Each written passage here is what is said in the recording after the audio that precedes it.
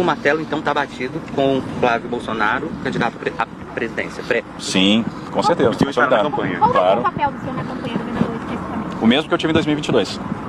Me eleger em São Paulo e ajudar o nosso candidato presidencial. Mas ele falou diretamente sobre isso. No momento, o martelo está batido, Flávio Bolsonaro... Mas é que não tem dúvida, esse assunto não está em discussão, já está consolidado, não tem dúvida com relação a isso, não tem nenhum dissenso com relação a isso. Eu tinha uma tarefa aqui muito difícil, que era transmitir, e eu não ia conseguir me lembrar de todos os abraços que foram pedidos para eu trazer aqui para ele, a transmitir um abraço de muitas pessoas. Toda vez que eu faço um evento, lá com o nosso público em São Paulo, lá no interior, são milhares de pessoas que pedem: olha, leva o meu abraço para o Bolsonaro, transmite um abraço para ele, diz que a gente está orando por ele, diz que a gente está pedindo por ele. Então é impressionante o carinho das pessoas. Eu queria, de certa forma, ser um pouco porta-voz desse carinho, falar do que as pessoas estão sentindo, falar da saudade que as pessoas têm dele e transmitir, de certa forma, isso para ele, o amparo, dizer que tem uma massa de brasileiros que torce por ele, que ora por ele, que quer o melhor para ele, que tem carinho por ele, né? E eu me incluo nesses brasileiros e eu queria transmitir isso no dia de hoje.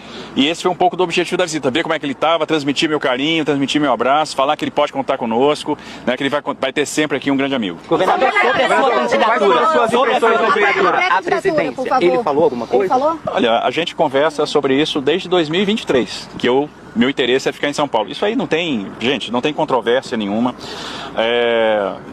Eu tenho uma linha de coerência. Eu falei lá atrás que eu tenho um comprometimento com o Estado de São Paulo. Eu sou grato ao Estado de São Paulo por tudo que o Estado me deu, pela confiança que depositaram em mim.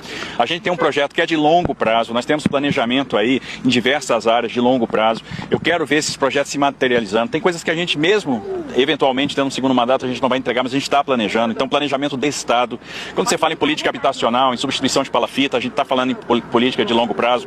Quando a gente fala na expansão do transporte metroferroviário, a gente está falando em projetos de longo prazo. Quando a gente fala no túnel Santos-Guarujá, na terceira pista da Imigrantes, na duplicação Caraguatatuba, Ubatuba, a gente está pensando em projetos de longo prazo. São projetos que estão na prancheta que a gente vai botar para rodar. Quando a gente fala no túnel Santos, no trem Santos-São Paulo, no TIC Santos-São Paulo, a gente está falando em projetos de longo prazo. Quando a gente fala no trem São Paulo-São José dos Campos, a gente está falando em projetos de longo prazo. Quando a gente fala em fazer uma revolução na educação, a gente está falando em projetos de longo prazo. Quando a gente fala em combater os problemas do subfinanciamento da saúde, com o SUS paulista, né, que está sendo lá uma revolução, a gente está falando em projetos que tem que ter continuidade. Então a gente sempre se preocupou com uma palavra que é legado. E a gente vai trabalhar para construir esse legado.